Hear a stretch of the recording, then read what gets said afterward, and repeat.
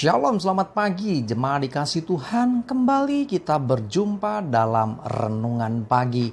Mari pagi ini kembali saya mengajak kita semua untuk merenungkan firman Tuhan, supaya melalui firman Tuhan hidup kita akan terus dibangun, diteguhkan, bahkan dikuatkan dalam iman dan pengharapan. Karena firman Tuhanlah yang menjadi pegangan, pedoman bagi hidup kita. Firman Tuhan juga yang akan menjadi sumber kekuatan bagi kita. Bahkan firman Tuhanlah yang akan menuntun dan menerangi langkah hidup kita. Ya, mari sebelum kita merenungkan firman Tuhan, kita akan berdoa terlebih dahulu. Bapa di surga, kembali Tuhan, pagi ini kami datang ke hadirat-Mu. Sungguh kami mengucap syukur atas begitu besar kasih setiamu atas hidup kami. Begitu besar rahmat dan anugerah-Mu, berkat dan kemurahan-Mu, perlindungan dan penyertaan-Mu, bahkan pemeliharaan dan pertolongan-Mu ya Tuhan atas hidup kami. Terima kasih, kami bersyukur. Dan pagi ini ya Tuhan, kami mau renungkan firman-Mu. Mari Tuhan, singkapkan dan nyatakan kebenaran firman-Mu atas setiap kami. Dan juga urapi kami ya Tuhan, sehingga kami bisa menangkap pesan Tuhan dan juga melakukannya dalam hidup kami. Terima kasih, dalam nama Tuhan Yesus kami bersyukur dan berdoa. Amin. Mari jemaat dikasih Tuhan, kita buka Alkitab kita. Dan renungan pagi ini saya ambilkan dari 2 Korintus 12 ayat yang ke-9.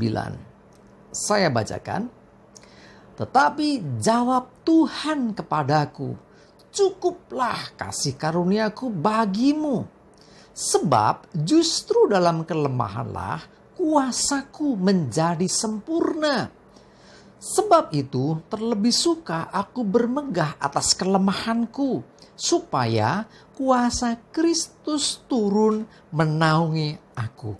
Jemaat dikasih Tuhan, dikatakan bahwa kasih karunia Tuhan atas hidup kita, atas hidup orang percaya itu tidak kurang, cukup. Nah, kadang-kadang kita merasa bahwa hidup kita masih ada saja sesuatu atau ada saja kekurangan. Seperti yang dialami Rasul Paulus, dia merasakan ada duri dalam dagingnya yang itu gak bisa lepas dari hidupnya. Tetapi Tuhan berkata, cukuplah kasih karunia bagimu. Karena diizinkan ada kelemahan supaya Rasul Paulus tidak bermegah diri. Nah, sama demikian juga atas hidup kita. Kenapa kadang kita diizinkan Tuhan memiliki keterbatasan, kelemahan, kekurangan, supaya kita menyadari selalu dan ingat selalu bahwa kita ini butuh Tuhan. Kita tidak bisa bermegah diri karena kelebihan, karena hebatnya kita. Nah, diizinkan Tuhan ada kelemahan dan kekurangan itu supaya kita selalu mengandalkan Dia. Firman Tuhan berkata, sebab justru dalam kelemahanlah kuasaku menjadi sempurna. Kalau orang masih bisa, orang merasa mampu, seringkali orang gak peduli lagi dengan Tuhan. Ya, orang merasa bisa, orang jarang minta pertolongan Tuhan. Ya, memutuskan apa? Merasa yakin dengan pengetahuan dan pengalaman hidupnya. Yakin pasti bisa. Nah, akhirnya tidak menyertakan Tuhan. Nah, inilah kenapa akhirnya justru Tuhan izinkan keterbatasan, kelemahan, bahkan kadang kegagalan pun terjadi dalam diri kita. Kenapa? Supaya kita sadar bahwa kita ini masih punya keterbatasan dan butuh Tuhan. Nah, Tuhan ingin dekat dengan saudara dan saya. Karena itu kadang-kadang ada kelemahan yang diizinkan terjadi. Karena justru melalui kelemahan kita inilah Tuhan bisa menyatakan kuasanya dengan sempurna. Makanya tidak jarang orang mengalami yang namanya mujizat. Itu terjadi bukan pada saat dia dalam kondisi tidak ada masalah.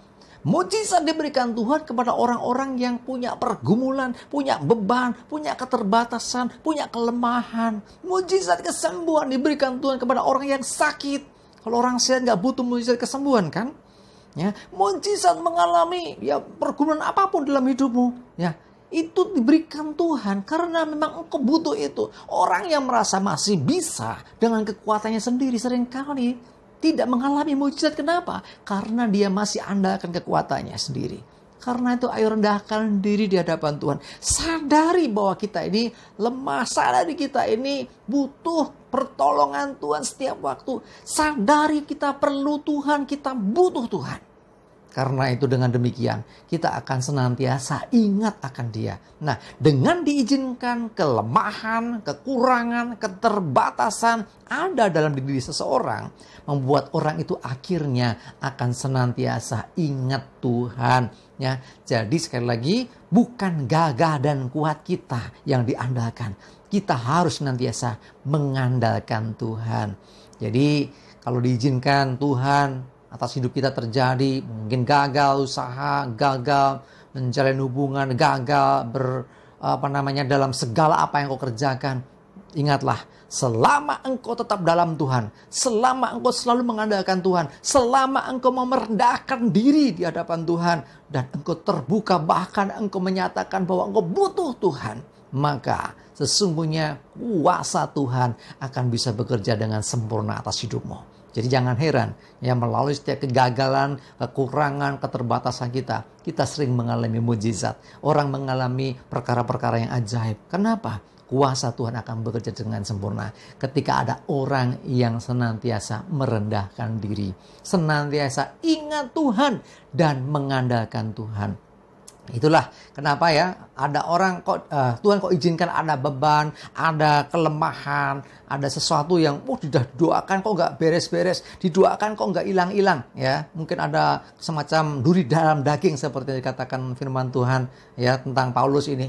Ada duri dalam daging karena sesungguhnya supaya kita selalu ingat Tuhan, supaya kita nggak sombong, supaya kita nggak bermegah diri, supaya kita tidak kebablasan ya. Dengan ada keterbatasan dan kekurangan kita, maka kita akan senantiasa ingat Tuhan dan kita akan senantiasa mengandalkan Tuhan, sehingga hidup kita pun akan banyak mengalami kuasa Tuhan yang terjadi.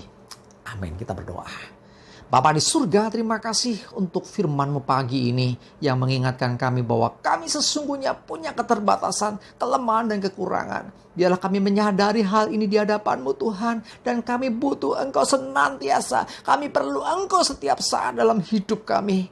Karena kami tahu Tuhan, kami lemah, kami terbatas. Kami butuh pertolongan-Mu Tuhan. Seperti yang Kau nyatakan dalam firman-Mu. Justru dalam kelemahanlah kuasa-Mu menjadi sempurna terjadi atas hidup kami.